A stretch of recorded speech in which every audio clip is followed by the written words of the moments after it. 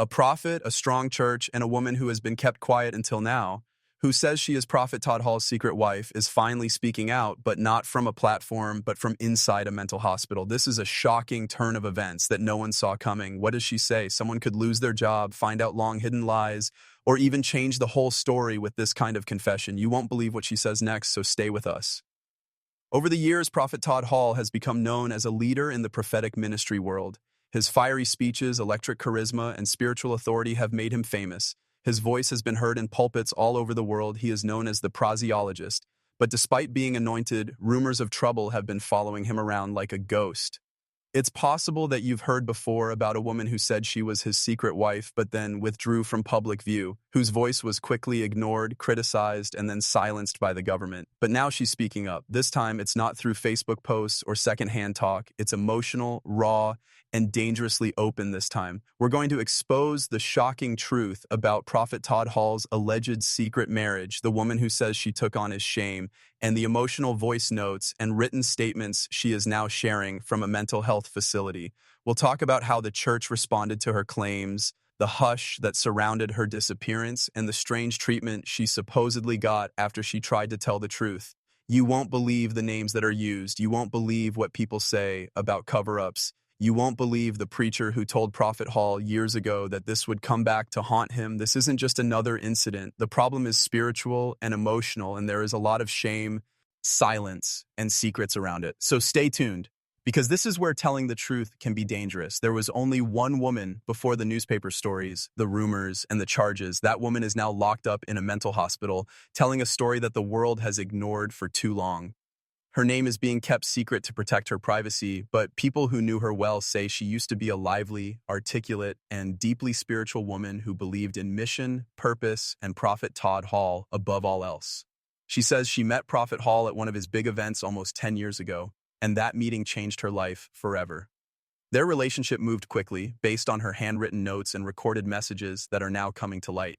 It is said that what began as prayer meetings and mentoring turned into a secret friendship between the two people. She says Hall told her he would keep their relationship private and protect her spiritually, but as time went on, they grew closer and supposedly got married in secret, one that was never recognized in the church or by his work. She was his wife behind closed doors. She says that she was erased in public. People told me to keep quiet because they wouldn't understand. In one message she wrote, he said my voice would hurt the ministry. But what about the harm done to me? Friends and family of the woman talk about a long time of spiritual and mental dependence. They say she quit her job and started traveling for events at Hall's company and slowly cut herself off from her old life. Then all of a sudden she was gone. Years passed and they didn't have an online profile, show up to church, or talk to anyone in public. No one told a blogger until recently that there was a nurse at a faith-based psychiatric hospital who said, "There's a woman here who keeps saying she's Prophet Todd Hall's wife, and the details she knows are too specific to be made up." Because of this tip, messages were released, emotional voice notes were found, and proof that the woman had written more than 80 pages of none of them answered. But what did she really say in those letters? What did she do that made her snap? What were those 80 pages that nobody could figure out? So many church leaders were quiet. Why was that? And how serious is this supposed relationship? Let's break it down. Once the woman in the facility was contacted, copies of her handwriting journals started showing up online. There were not just a few entries, but dozens of them, written in very emotional and sometimes broken English. The diaries show that she was confused, hurt, and spiritually abandoned for many years. In one place it says, "I was anointed, called, and still thrown away." I loved a preacher who kept a secret from me. According to her, the letters were first meant for Prophet Todd Hall himself, but she later sent them to bishops, first ladies, and even gospel singers, pleading with them to confirm her story, but no one ever replied to those letters. Instead, she was supposedly called crazy, unstable, and in need of spiritual therapy. She ended up in an institution for care. Writing in a diary doesn't end the story, though. Voice notes and audio clips that people think are from her have been shared online over the last few months. She cries in one audio message and says, "You stood in pulpits and preached love, honor, and integrity, but you left me here. I thought you were married to me. You called me. There were vows, and then you were gone."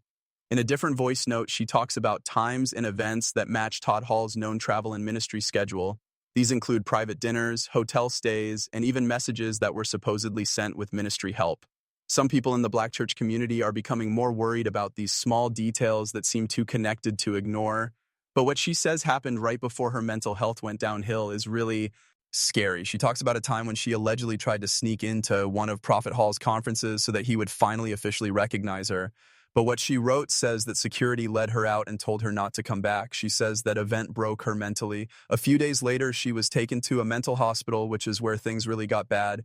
Her family told them that before she was locked up, she had called a lawyer to start writing a formal spousal support and fraud claim. She said she had proof of a spiritual marriage that had legal and financial effects. The case was never made, though. Why? Before the court process could begin, she had a breakdown. That same week, her brother says, her personal things were taken from her apartment and important papers disappeared without a trace.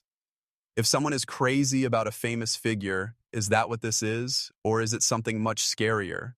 A woman in church who is shut up by a strong voice. The woman's story keeps getting shared, especially on social media and private church forums.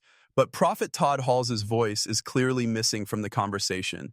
Even though more and more documents, audio files, and journal entries have been posted online, Todd Hall has never made a public comment about these claims. There were no denies, confirmations, or elucidations. There was only quiet. The quiet is becoming more noticeable than the words. Is this a way to hide, or do you feel guilty? Some people who are close to Hall say that his lawyers have told him to keep quiet because he could be sued.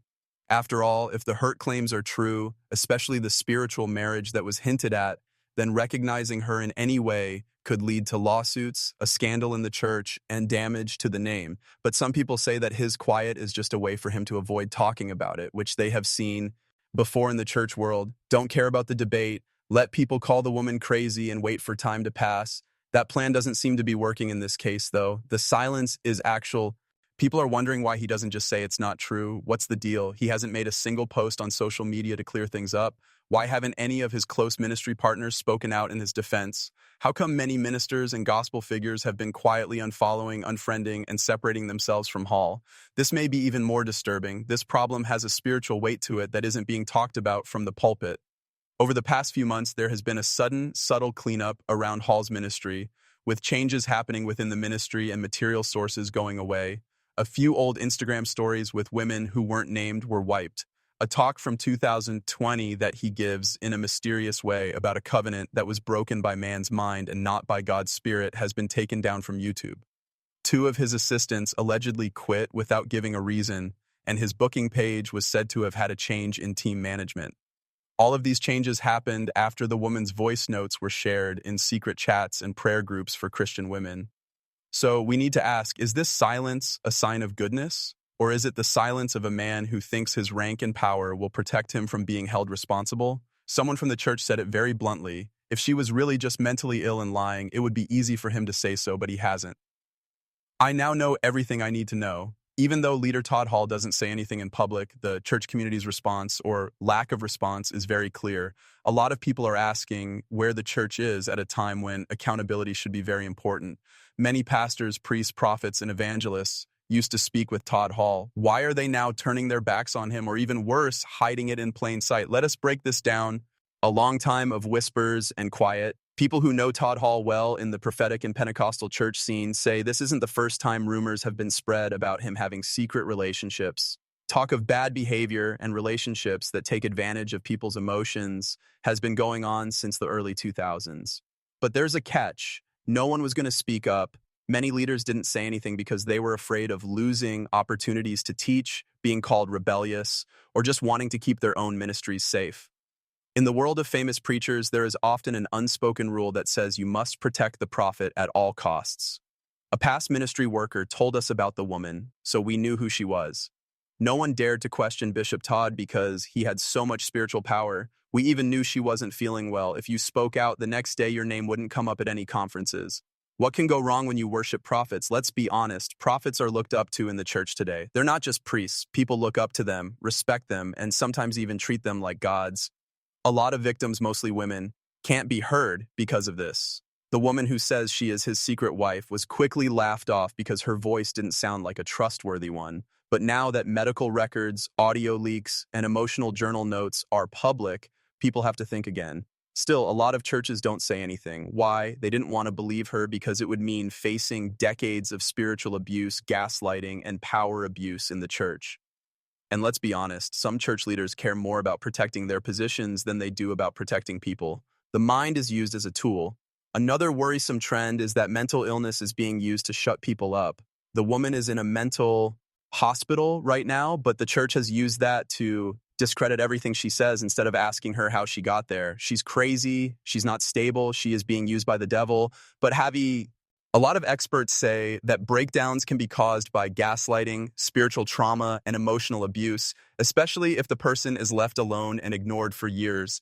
Instead of calling her story into question, the church might want to think about what they did to push her to that point.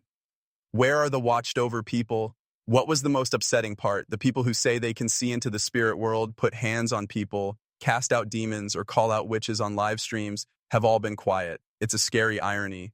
People who were told to watch out for the sheep should now be quiet while the wolf roams free.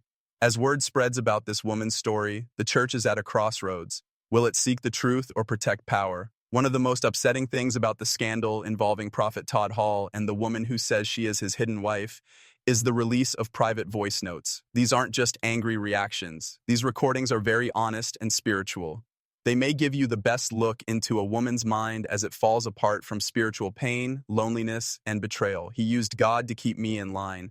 Someone close to the woman shared a voice note in which she can be heard crying, "I believed he loved me, but I believe he only used God to control me. When I asked him about things, he always said I was out of line. I was being used by the devil to hurt him," he told me.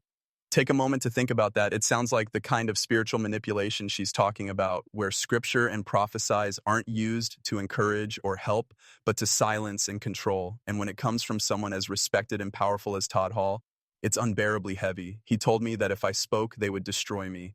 She says on another recording, told me that if I ever told anyone, God would take his hand off my life, my ministry would end, and demons would torture me for touching the Lord's anointed. It's not just fear, this is war on the mind wrapped in religious words. Religious trauma experts often talk about how words like touch not mine anointed can cause trauma, and don't go against the man of God are used as weapons to keep women, staff, and disciples spiritually bound, not brave enough to talk, not clear enough to leave, and too hurt to get better. The videos are scary, but what's really scary? The people in the church who hear them but don't say anything.